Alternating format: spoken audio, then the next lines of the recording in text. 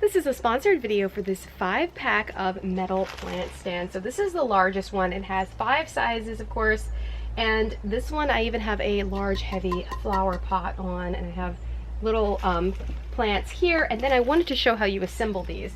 So they come like in a flatter box, but really easy to assemble. You just take the little legs and they screw right up into the base. So it literally takes just a few minutes to get all of this installed. But let's go ahead and put this one together and I can show you what it looks like from above, because I think it's very attractive. So like if you have a smaller pot that is going to allow some of the edges to show, then this is what it looks like. Very pretty.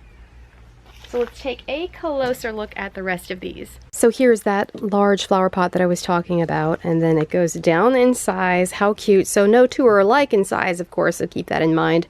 But very cute. You can put these all around your house, and I think it does look nicer to add a little bit of height to your potted plants at home like this. Very attractive. And of course, if you wanted to, you could even paint these different colors and stuff like that, but I do like the black.